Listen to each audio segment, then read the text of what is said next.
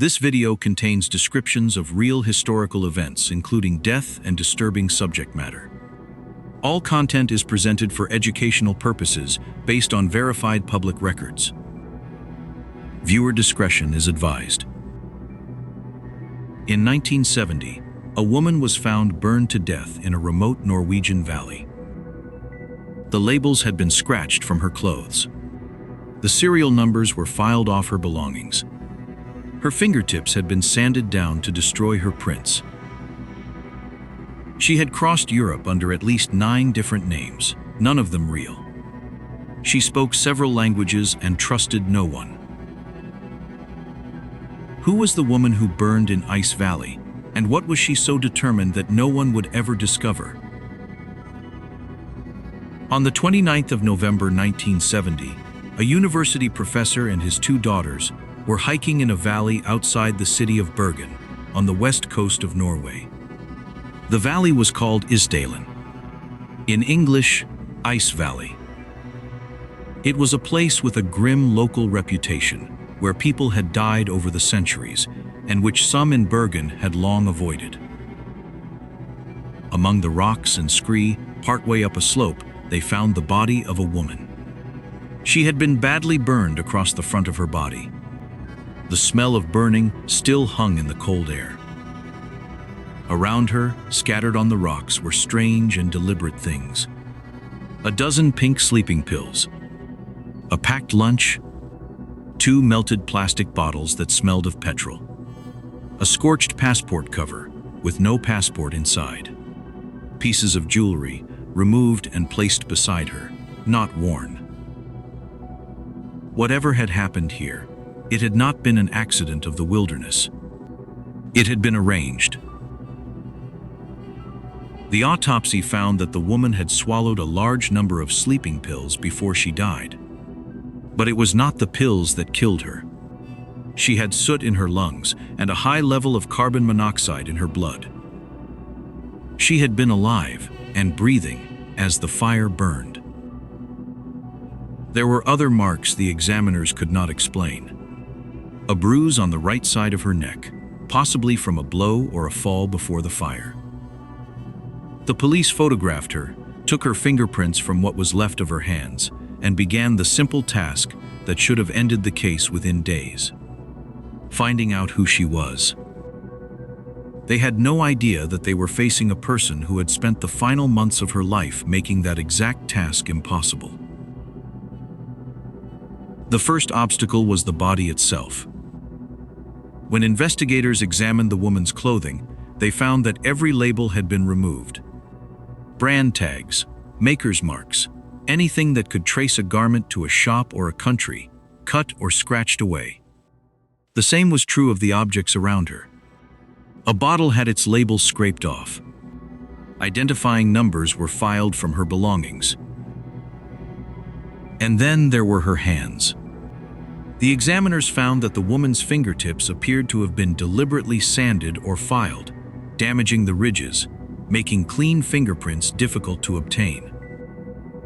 This was not the behavior of an ordinary traveler. This was tradecraft. For days, the police had a burned body and nothing else. Then they had a breakthrough. At the railway station in Bergen, in the left luggage office, staff identified 2 suitcases that had gone unclaimed. They belonged to the dead woman. The suitcases were a window into a life built entirely on concealment. Inside were clothes, again with the labels removed. There was a set of non-prescription glasses, the kind worn as a disguise rather than to see. There were wigs. There was cash, in several different currencies, from several different countries. There were tubes of cream and cosmetics with the labels peeled away. And in the lining and among the belongings, there was money, identification fragments, and the residue of a woman who moved constantly and left nothing of herself behind. There was one mistake, one small failure of her endless caution. A plastic bag inside a suitcase carried the faint printed name of a shoe shop in Stavanger, another Norwegian city. Police traced it and found that the woman had bought a pair of rubber boots there. The same boots she was wearing when she died. It was a thread, and investigators began to pull it. What they uncovered was extraordinary. In the months before her death, this woman had moved through Norway and across Europe, checking into hotel after hotel. And in the guest registers, she had written a different name almost every time. Investigators eventually documented at least 9 separate false identities. Different names, different nationalities: Belgian, Italian, French. She would arrive at a hotel, stay briefly, sometimes request a room change soon after arriving, as though she did not want to be predictable even within a single building. She would pay and move on and become someone else. Staff who remembered her described a woman in her late 20s to early 40s, dark-haired, well-dressed, who spoke several languages and kept to herself. One waiter recalled her saying a single, strange line, that she came, in her words, from a small place that would soon no longer exist. No one ever understood what she meant. And among her belongings, the police found a diary, or a notebook, filled with entries written in a code. Columns of letters and numbers, dates and places, a private cipher recording her movements. When investigators finally cracked the structure of it, they realized what they were reading. It was a log of her own travels. The coded entries corresponded to the cities she had passed through and the dates she had been there, written in a cipher so that even her own diary would betray nothing to anyone who found it. The investigation pulled in Norwegian police, Interpol, and ultimately the attention of the security services. Witnesses came forward describing the woman being followed or meeting men in quiet places. There were reports, never fully confirmed, that she had been seen in areas near sensitive military testing sites along the Norwegian coast. And then, abruptly, the case was closed. The Norwegian authorities ruled the death a suicide. A woman who sanded off her own fingerprints, traveled under 9 names, and kept a coded diary, had, according to the official finding, simply taken pills, set herself alight, and died alone on a freezing mountainside. Almost no one believed it. The suicide ruling sat uneasily for decades. The case was the kind of thing Bergen tried not to talk about, a local ghost story with real police files behind it. But the questions never stopped. How does a person on the edge of suicide also arrange to destroy every trace of their own identity? Why erase yourself from the world and then leave your body where it would certainly be found? Why the disguises, the currencies, the cipher, if the plan was simply to die?